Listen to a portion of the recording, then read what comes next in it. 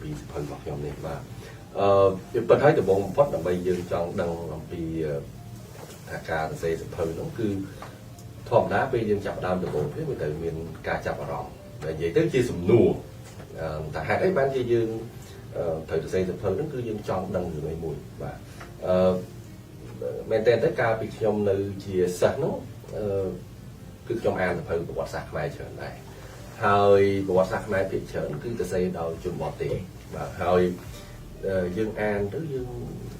មើលសភៅទៅយើងកោតសរសើរណាដែលគាត់ដឹងរឿងខ្មែរក្រហមដឹងរឿងអីប៉ុលពតអីអញ្ចឹងណាបាទ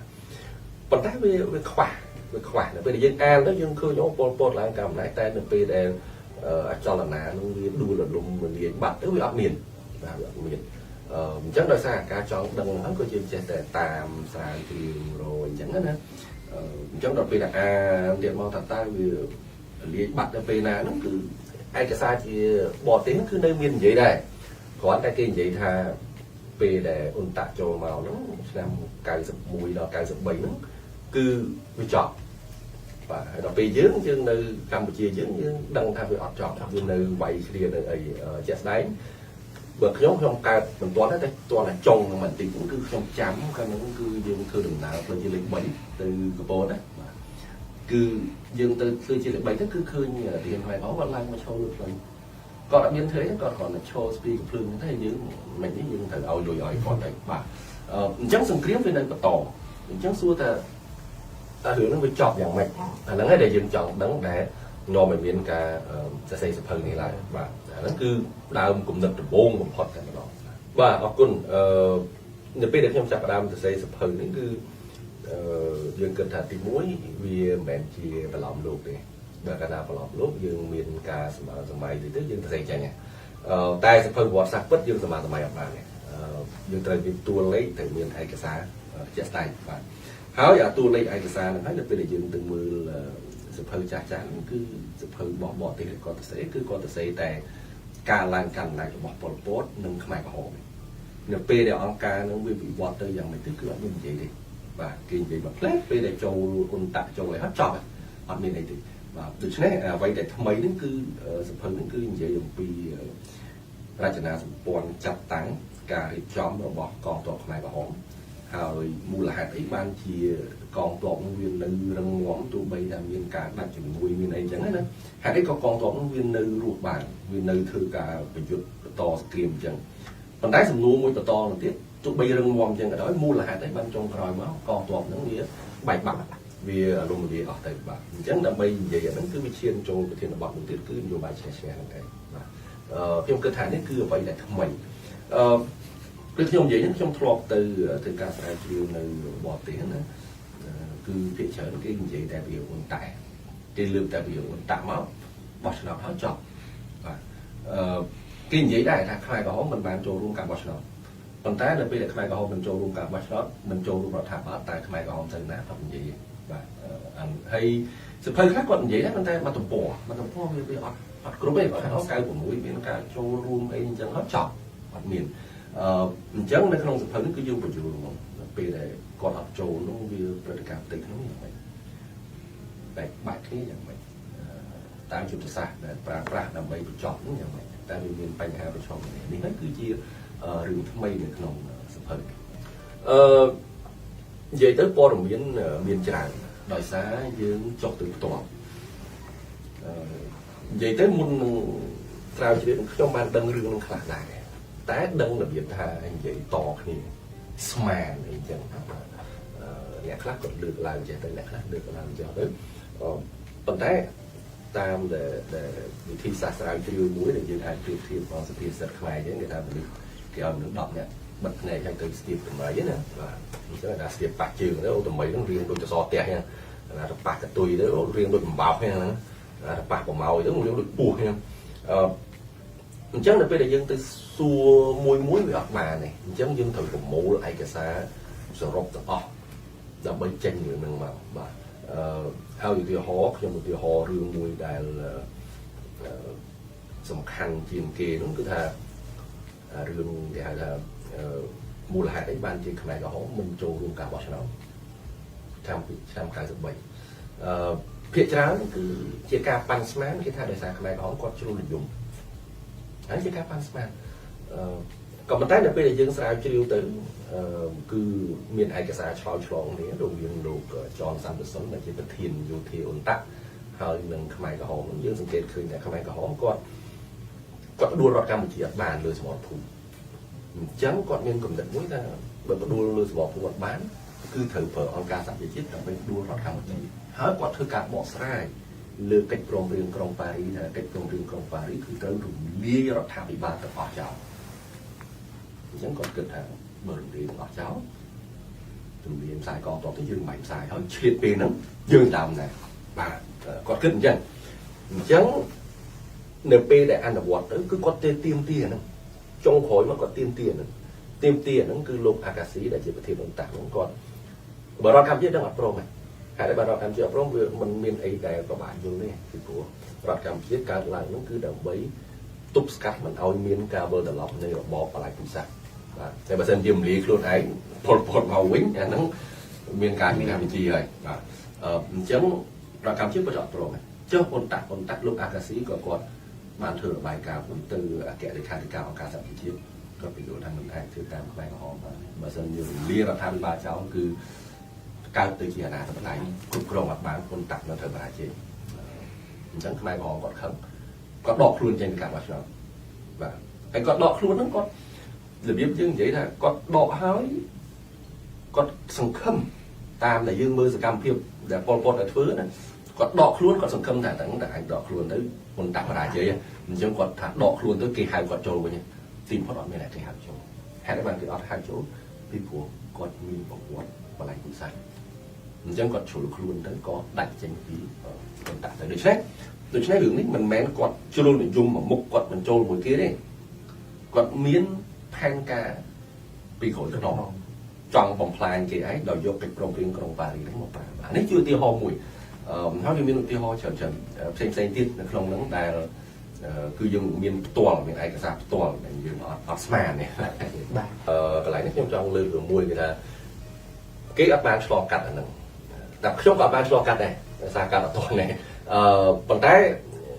យើងមិនឆ្លងកាត់មិនមែនថាយើងទៅស្អីអត់បានទេឧទាហរណ៍ដូចជាយើងមានអ្នកណាគេទៅដែរឆ្លងកាត់ចំនួនសម័យអង្គរតែនៅតែគេអាចសិក្សាពីស្ដាប់សម័យមុនបានតាមរយៈធីសាស្ត្រវត្តសាស្ត្រអញ្ចឹងសំខាន់បរទេសគេសរសេរមួយបើយើងចង់សរសេរមួយគេដែរតែសំខាន់មិនមែនថាតើយើងខ្មែរស្អីល្អជាងគេឬក៏យើងកាត់ទាត់ស្អីល្អជាងគេសំខាន់វិធីសាស្ត្រយើងមួយវិធីសាស្ត្រគេយ៉ាងម៉េចតួលេខយើងមួយតួលេខគេយ៉ាងម៉េចអញ្ចឹងនៅក្នុងសភៅនេះដើម្បីឲ្យថាយើងអាចទៅប្រណាំងប្រជែងមួយគេបានណាគឺប្រភពព័ត៌មានសំខាន់មានពីរប្រភេទធំគឺការសម្ភាសន៍និងឯកសារបណ្ដាក់សារមានថាឯកសារចាស់ណាអញ្ចឹងអាសម្ភាសន៍មានពីរសម្ភាសន៍ទី1គឺសម្ភាសន៍ប្រជាជនទាហានទូទៅហ្នឹងពេលចឹងខ្ញុំយករបស់វិជ្ជាយល់ឯកសារកម្ពុជាតែសម្ភាសន៍មួយទៀតដែលខ្ញុំធ្វើគឺខ្ញុំរាប់ពីមេកងពលឡើងទៅបាទពីមេកងពលពីថ្នាក់ដឹកនាំទៅជាសម្ភាសន៍ថ្នាក់ដឹកនាំហ្នឹងខ្ញុំធ្វើបានច្រើនដែរ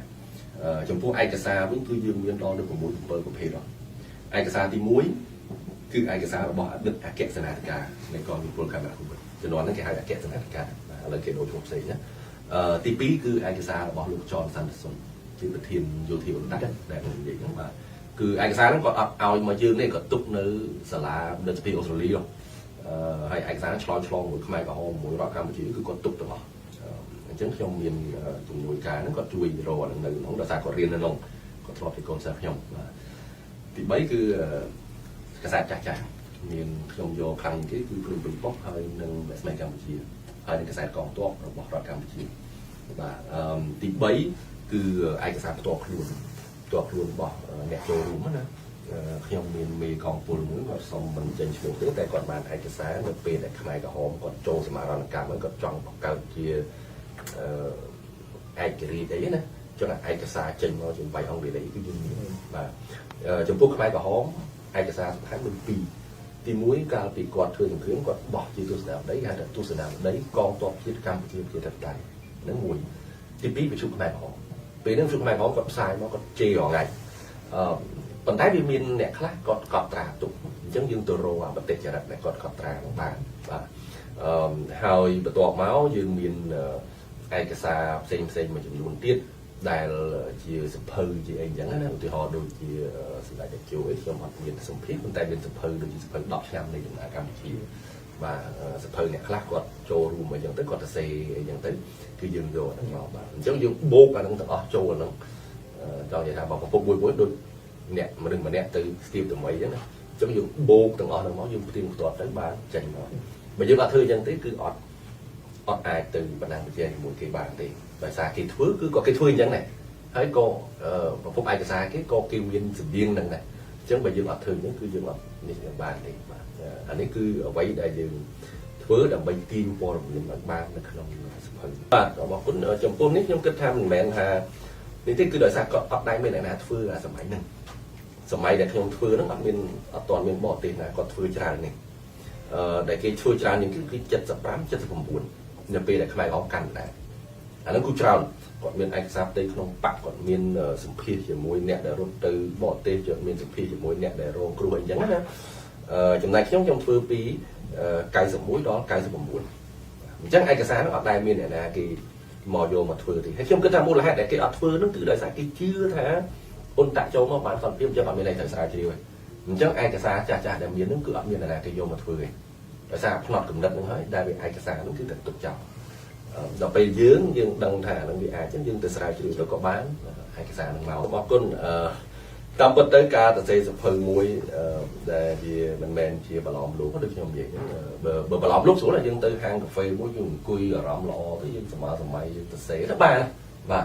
តែអានេះអត់មានទៅសម័យបានទេចុះទៅមើលផ្ទាល់បាទហើយសភៅនេះសរសេរក្នុងពេលដែលផ្ទុះកូវីដអញ្ចឹងគឺពេលយើងចុះទៅខ្ញុំកាលហាងបាយអត់មានទេអញ្ចឹងពេលខ្លះខ្ញុំទៅចុះទៅដល់លងវិញហូតែលអត់មានទេហាងបាយអត់មានទេអញ្ចឹងគឺបើកកតុយឡានញ៉ាំបាយទេហើយទៅវិលល្ងាចហើយចង្ការអាទិត្យហ្នឹងទៅម្នាក់ក្រោយអាទិត្យក្រោយឲ្យទៅទៀតណែម្នាក់ទៀតណាត់អាទិត្យក្រោយមួយទៀតអញ្ចឹងចង្ការ2 3អាទិត្យជាប់នេះទៅវិលល្ងាចរហូតបាទហើយពេលខ្លះទៅបាត់ដំបងវាចំណុចក្តៅទៅបាត់ដំបងហើយផ្លូវជាតិបានគឺអត់ទាន់ហើយទេអញ្ចឹងត្រូវជិះចូលអាផ្លូវវៀងក្នុងបាទវៀងទៅក្នុងកោវាផ្លូវនោះខូចជិះពេលយប់ពេលវាក៏ទៅដល់សម្ភារគឺខ្ញុំអាចមានរូបជូនមើលដែរសម្ភារហ្នឹងគឺពាក់ម៉ាស់ទេបាទសម្ភារពេលខ្លះភាគច្រើនគឺពាក់ម៉ាស់ទេអត់មាននេះទេបាទសម្ភារអ្នកខ្លះក៏អត់និយាយខ្ញុំទៅជួបម្នាក់នៅថៃគាត់ជាអតីតប្រធានអង្គភាព838ដែលជាប្រធានគេហៅថាក្រុមចារកម្មរបស់យោធាថៃដែលគ្រប់គ្រងចលនាតស៊ូចលនាហ្នឹងណា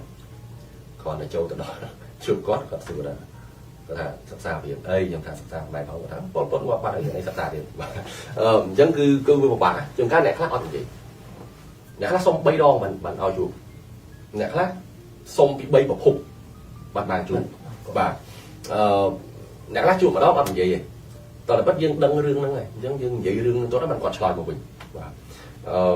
ឯកសារជាងការទៅដល់អ្នកខ្លះគាត់ថាអូមានគាត់មានដល់ទៅដល់ម្នាក់ទៀតគេថាអូគាត់ឲ្យទៅអ្នកហ្នឹងឯងដល់ទៅដល់មួយទៀតគាត់ក៏ឲ្យទៅអ្នកហ្នឹងទៀតអញ្ចឹង3ជាន់ឯកសារបាទអញ្ចឹងអ្នកខ្លះឲ្យជួបអត់ឲ្យអញ្ចឹងណាអាហ្នឹងជាបញ្ហាប្រឈមមួយពេលខ្លះខ្ញុំត្រូវឡើងទៅដល់ឡើងទៅថៃឡើងទៅអីទៀតដើម្បីជួបបាទមនុស្សសំខាន់មួយនៅក្នុងនេះដែរដែលពាក់ព័ន្ធនឹងរឿងដែរគឺលោកឆាវលីយ៉ុងឆាយុទ្ធអតីតនាយករដ្ឋមន្ត្រីថៃពេលដែលចាប់ផ្ដើមសិក្សាភ្លាមខ្ញុំដឹងថាផ្ទះគាត់បិទដោយសារអត់មានទទួលភ្ញៀវដោយសារមានកូវីដអញ្ចឹងខ្ញុំចេះតាមទៅដល់ទៅពេលដែលដឹងថាផ្ទះគាត់បើកគាត់ឈឺចូលពេទ្យហ្មងដល់ខ្ញុំទៅដល់ពេទ្យយើងទៅសួរសុខទុក្ខគាត់ទៅឃើញគាត់អត់អាចអនុញ្ញាតឲ្យធ្វើការសម្ភារបានទេអញ្ចឹងយើងត្រូវរកវិធីផ្សេងយើងអានសភៅគាត់យើងជួបកូនចៅគាត់ជួបអីចឹងទៅបាទដូចមានដូចអង្គភាព838របស់ថៃអញ្ចឹងហើយឯកសារខ្លះដូចជាទស្សនាវដ្តីកម្មកងទ័ពជាតិកម្ពុជាជាតបតៃតើយើងឡើងទៅយកនៅសិង្ហបុរីបើគេមានមើលអត់មានឯកសារមាន microfilm ហ្នឹងគឺប៉ុណ្ណឹងប៉ុន្តែយើងមើលវាម៉ាស៊ីនគេមើលទៅគេអាចពង្រីកយកបានបាទអានេះគឺសុទ្ធតែជាបញ្ហាប្រឈមបើសិនជាយើងមិនចូលចិត្តយើងមិនមានចំណាប់អារម្មណ៍ទេគឺអត់អាចធ្វើការងារបានគឺវាពិបាកបាទខ្ញុំលើកឧទាហរណ៍មួយគឺខ្ញុំណាត់គេនៅបាត់ដំបងផងនៅទីមានជ័យផងដល់មានជ័យហើយទៅបាទហើយតាមពិតបើសិនជាណាត់បានទាំងពីរគឺខ្ញុំទៅដល់មានជ័យហើយចុះមកបាត់ដំបងចេញមកតាមវិញផ្លូវវាស្រួលព្រោះផ្លូវជាលក្ខណៈអត់ទាន់ធ្វើ tập để nhom tẹt tông tới con nơi đo miên chế có cho bạn chắc nhom mẹ thằng phải có bạn ao nhom chùa cái mà tới nhom từ bạn bỏ nhom chỉ đo cô sát có tê xuống nhom thảo này đo là hay chứ nhom từ đo bạn bòn phải lớn từ đo miên chơi mình phải bàn chân mà bạn bòn mình nó cứ sật đây chỉ của bạn phần tác với co là o đấy là sao dương p là dương sự phia chán cứ còn bằng từ dương về bằng từ cứ dương đạp bọc bị sọt còn dương bạn đang cho cắt sừng kiếm tay dương chút nè đã cho cắt sừng kiếm cái thòm ná sừng kiếm vì chỉ của thằng nè chẳng nè là ruột vì sừng kiếm cứ còn như này bị xẻ chẳng là vậy để trong ba riêng số pi là sầm khán kẻ thì bòn như là dương đại châu không đấy nè đường pi sầm khán để trong bọn đại châu đúng tim mũi cứ ca sầm đại chân mình đưa mà đẹp nè để pi để quạt sầm đại chân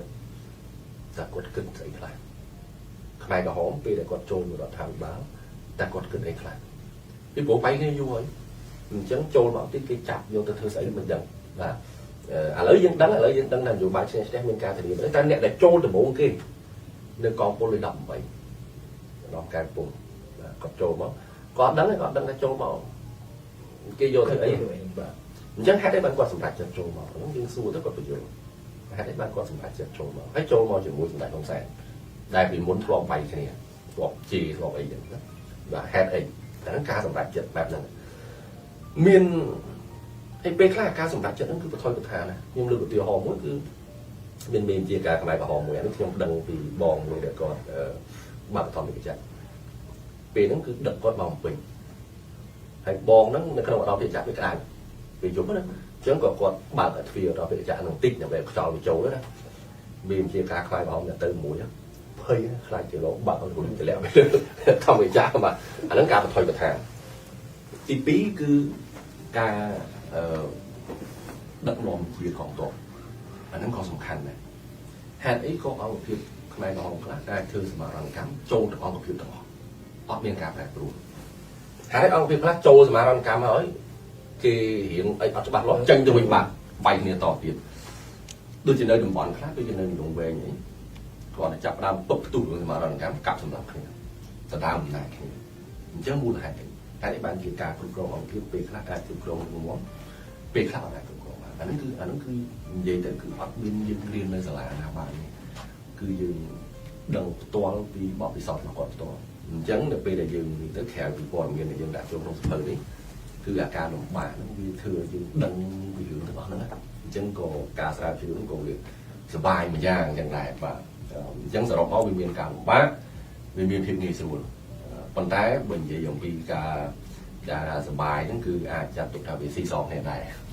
พิมพ์งี้ส่วนนั้นในตรังจะน้อยนาคลาโดยศาสตราจารย์พิมพ์งี้ส่วนคือยังสบายจัดนั่นเป็นยังดังเรื่องในยังออกได้ดังนั่นนะยังดังเรื่องเนี่ยได้ชอบการส่งครีมแต่ก็สบายจัดอย่างไม่ว่าเธออย่างไม่อย่างใบคนรุ่ยบานรุ่ยครูรุ่ยอะไรอย่างนั้นนะว่าอันนี้คือจีจังหวัดสำคัญนะแต่ยังกระดูกเขียวใส่ลงถือนั่นแหละยังชอบการแหวกจีการสนาฬิกาตั้งแต่มาเป็นมาเธอสะเพอนั่นคือแจกเชิญยังไงไปยังเงินสลายไปสายตัวเราจะมวยเนี่ยนะทลอบชองกลับไปอยู่นะพลงสะเพอที่ได้ยมใหญ่มวยtiếpคือbị dưỡngจำเนียนถึงโน้ตยังสมัยคนsáng đại trườngคนsáng cáiนั้นจะมวยหนึ่งโดดชาวลิยงใช้อยู่การนั้นเอาตอนตกจัดขนาดนี้ภาษาไทยเอาตัวสกอร์เขาmìnhทำเอาตัวสกอร์คือช่วยcho nàoต่อสู้ปัญหาเรื่องยมประโยชน์ลงสะเพอนั่นคือลูกชาวลิก็trongการจำเนียนถึงโน้ตได้เขาในไทยcái ấp chưa tha tại không sáng mình ai để nghe thế vừa thằng vào Campuchia đó là say từ đường Việt Nam này tại Việt Nam lọt đó để cho tròn nào to xuống cái miệng đó trên miền ấy giống đó mình chẳng tới chui ấy cho nó Campuchia chui mãi cả hôm chui ấy cho nào to xuống này mình chẳng lục chào lưới con tròn thử tẹt ao nè mình thể hiện thái rất đợt chẳng còn khai mà là làm phải muốn còn trường lại còn sáng tư mà đo này thì trên họ thì ấy làm lại làm vậy chẳng ta đo trong bài của muốn chơi cho nó tiếp tay xong mình chơi tám phần cụ bây giờ cô ta bòi bài hay bòi bài mình muốn mẹ đôi bòi bài là đấy mình muốn gửi cho một cùng mình chẳng xu hiện tại là nếu cứ chỉ cam thuận thản ta ca sầm lại chân đến dạng vậy hay bậc nhom bàn chụp nẹt để trâu rùm khâu là nên nắng á cứ phía chân phơi ដោយសារអញ្ចឹងជាសមរភូមិគេឆ្លាក់ដឹកនាំកពូលទៅមិនចឹងតែទីផុតដែលបានសម្រេចចិត្តទៅបើអត់ទៅទេគឺថៃអត់ទុកចិត្តអត់ជួយយើងអត់អីអាសង្គ្រាមយើងនៅបន្តតែដោយសារការបង្ហាញភាពខ្លាហាននឹងថៃឃើញថៃថាកោតសារដែរអញ្ចឹងក៏ពង្រឹងទំនាក់ទំនងទៅបានអញ្ចឹងវាសារជ្រាវវាពិបាកដើម្បីដឹងរឿងហ្នឹងតឡើងទៅដល់ថៃសួរមនុស្សច្រើនអ្នកមើលឯកសារមើលអីតែនៅពេលដែលយើងដឹងរឿងហ្នឹងយើងមានអារម្មណ៍នៅរឿងប្រវត្តិសាស្ត្រដែលអត់ដែលមានអ្នកគេដឹងណាយើងអាចបានស្វែងយល់ថាយើងមិនដឹងទាំងអស់ទេប៉ុន្តែយើងអាចស្វែងយល់បានមួយចំនួនបាទខ្ញុំគិតថានេះគឺវាស៊ីសងគ្នានឹងអ្វីដែលពិបាកនោះដែរអានេះសម្រាប់យើងជាអ្នកនិពន្ធនេះបាទតែពិតវាមានច្រើនអនុស្សាវរីយ៍ល្អហ្នឹងមានច្រើនជាពិសេសគឺឧទាហរណ៍ព្រឹត្តិការណ៍យើងធ្លាប់តែគេធ្លាប់ឮតែគេថាតែយើងអាចជួបផ្ទាល់សង្គមនេះវាមានច្រើនព្រឹត្តិការណ៍មួយដែលសំខាន់គឺព្រឹត្តិការណ៍ទៅថៃខ្ញុំនិយាយមកនេះតែពិតពេលដែលចាប់ដើមសរសេរចិត្តចប់ហើយហ្នឹងគឺខ្ញុំអត់ដឹងពីរឿងដែលសម្ដេចអញ្ជើញទៅថៃអត់ដឹងធ្លាប់ឃើញគាត់ផុសក្នុង Facebook ទៅឆ្លងស្ពានទៅប៉ោយប៉ែតអីណាតែខ្ញុំអត់ដឹងស៊ីជម្រៅអត់ដឹងពីតើវាមានសារៈសំខាន់យ៉ាងម៉េចចំពោះសង្គ្រាមនេះយើងអត់ដឹងតែនៅពេលដែលខ្ញុំទៅដល់ថៃនិយាយមួយអ៊ំហ្នឹងគាត់នៅកោះកុងមិនដែរលើគាត់ទៅនៅថៃអញ្ចឹងជួបគាត់និយាយមួយគ្នាទៅនិយាយទៅបែកអូហ្នឹងគាត់ដឹងទៅដល់ដោយសារគាត់អ្នកនាំសារគាត់នៅនាំសារពីលោកឆាវលីហ្នឹងមកអញ្ចឹងលោកឆាវលីនិយាយមិនគាត់ដឹងទៅដល់អញ្ចឹងដូចអាពេលដែលអញ្ជើញទៅថៃតាមប៉ោយប៉ែតហ្នឹងគឺគាត់នាំសារហ្នឹងគឺលោកឆាវលីមិនមែនគាត់ថាអញ្ជើញតាមផ្លូវគោកគាត់ថាជើងតាមផ្លូវគោកមកដើម្បីអីដើម្បីថាបង្ហាញពិភពលោកថាចលនាតស៊ូដែលចេះតែដើរអួតថាគ្រប់គ្រងស្រុកខ្មែរបានអីណាហ្នឹងគឺបោកឯដោយសារថ្នាក់ដឹកនាំរដ្ឋកម្ពុជាអាចឆ្លងតាមផ្លូវគោកដោយគ្មានគ្រោះថ្នាក់ហើយបើសិនជាលោកហ៊ុនសែនហើយលោកអត់ទាន់សម្ដេចណាលោកហ៊ុនសែនធ្វើយ៉ាងបានសង្គ្រាមចប់អញ្ចឹងអាសាហ្នឹងគាត់អត់ដឹងថាសម្រាប់ចឹងតែគាត់នាំសារហ្នឹងមកអញ្ចឹងសារហ្នឹងមានការបញ្យល់ច្បាស់លាស់អញ្ចឹងដល់ពេលដែលយើងទៅស្រាវជ្រាវទៅឃើញរូបថតជិះរូបពីដៃទៅកន្លែងនឹងប្រជុំមួយមន្ត្រីទំនាក់ទំនងថៃប្រជុំអីទៅអូតែលទៅអីយើងឃើញទាំងអស់បាទអញ្ចឹងដូចថារឿងវាមានតែយើងអត់ដឹងអញ្ចឹងដល់ពេលដែលយើងជួបនិយាយទៅវាបែកចេញរឿងហ្នឹងបាទដូច្នេះអារឿងហ្នឹងគឺខ្ញុំគិតថាហ្នឹងជាអនុស្សាវរីយ៍មួយល្អដែលសភៅចិត្តចប់ហើយណាសភៅចិត្តចប់ហើយយើងអត់ដឹងរឿងហ្នឹងទេសភៅចិត្តចប់ហើយដល់ពេលយើងជួបគាត់ជួបអីគាត់និយាយមកវាចេញរឿងហ្នឹងបាទហើយនិយាយទៅវាអាចបែកទៅតិចដោយសារបន្ទាប់ពីសភៅនេះខ្ញុំគិតជាគំនិតអីអត់តចេញទេមានសភៅមួយទៀតហ្នឹងគឺមានរឿងពីរដែលខ្ញុំដឹងគឺទី1ពេលដែលឆ្នាំ1989ហ្នឹងចង់ណាតស៊ូបាញ់ខ្លាំងនៅប្រទេសបញ្ជ័យអញ្ចឹងមានលេខាបកនៅខេត្តប្រទេសបញ្ជ័យហ្នឹងគឺកាលហ្នឹងខាងលើគិតថាតើគួរបលែងខេត្តនោះមួយចោលដើម្បីទុកនៅកន្លែងផ្សេងឬយ៉ាងម៉េចតែលេខាបកគឺបានច្បាយខេត្តហ្នឹងគេហៅលេខាបកណាលេខាបកខេត្តហ្នឹងគាត់ថាអត់ហ្នឹងគាត់ខាងលើគិតមិនគិតតែគាត់សុខចិត្តតស៊ូការពារខេត្តដល់ទីបំផុតការពារបានមែនបាទអញ្ចឹងគឺខ្ញុំមានបំរុងចង់ទៅជួបគាត់ដែរខ្ញុំគិតថាហ្នឹងគឺយើងធ្លាប់តែឮគេថាណាតែជាក់ស្ដែងយើងបានឃើញផ្ទាល់ដែរបាទខ្ញុំគិតថាហ្នឹងគឺជាអ្វីដែលសំខាន់សម្រាប់អ្នកស្រាវជ្រាវសម្រាប់យើងជាអ្នកស្រាវជ្រាវគឺថាយើងឃើញអ្វីដែលយើងមិនធ្លាប់ដឹងពីមុនមកបាទខ្ញុំគិតថានេះគឺជាចំណុចសំខាន់